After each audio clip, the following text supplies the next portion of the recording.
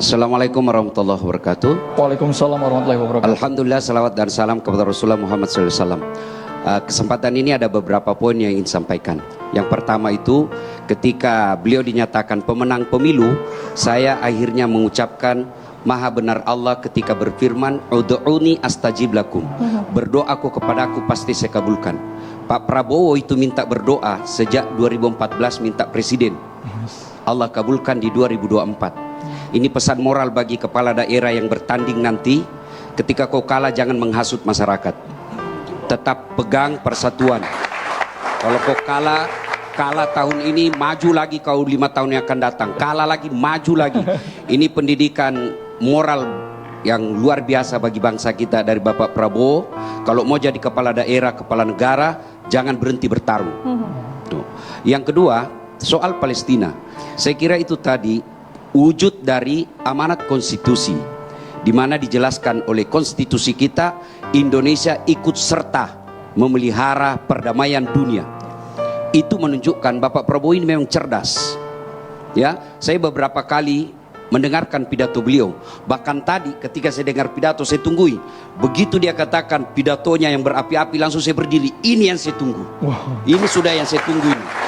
Satu, saya berharap Bapak Prabowo dari pidatonya tadi, Mbak Sarah tadi katakan bahwa beliau itu apa yang diucapkan, itu yang dilakukan.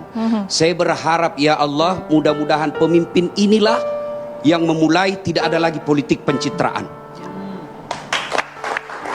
Politik pencitraan ini dalam ilmu politik, saya belajar tentang komunikasi politik pada saat S3. Politik pencitraan itu wajar dalam dunia politik, tapi bagi orang beragama pencitraan itu kemunafikan. Dan tidak ada yang abadi dengan kemunafikan. Buktikan pemimpin yang berkata lain dengan yang bertindak lain, pasti akan hina pada akhirnya. Maka saya berharap ya Allah, Prabowo ini saya berharap mudah-mudahan ini pemimpin tertinggi yang akan menghilangkan ke bawah semua pemimpin-pemimpin pencitraan.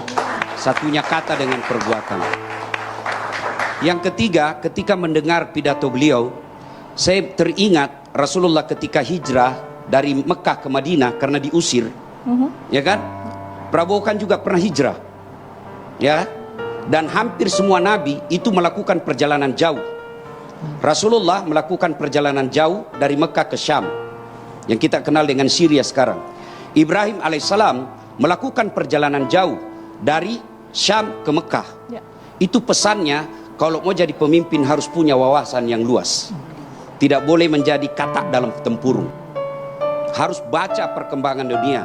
Dan Bapak Prabowo bisa dilihat pergaulan internasionalnya dengan pandainya berbahasa dengan beberapa bahasa.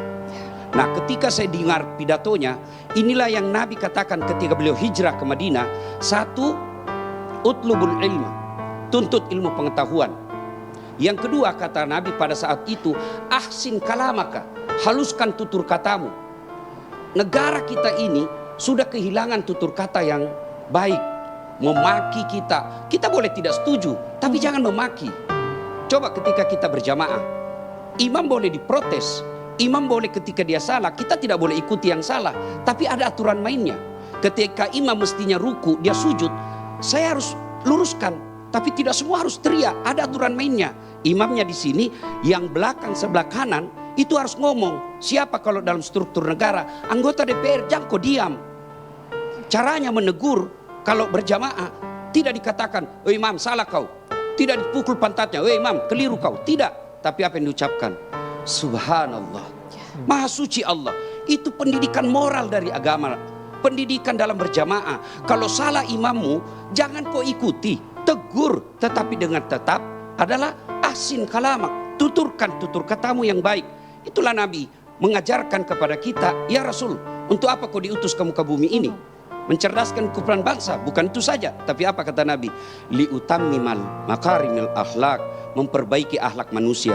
Dan saya berharap kepada para politisi, jangan ajarkan rakyat kita ini bertutur kata yang kasar, bertutur kata yang tidak etis. Karena anak-anak kita sekarang belajar dari politisi, belajar dari tokoh-tokoh. Maka kita berharap tunjukkanlah tutur kata yang baik.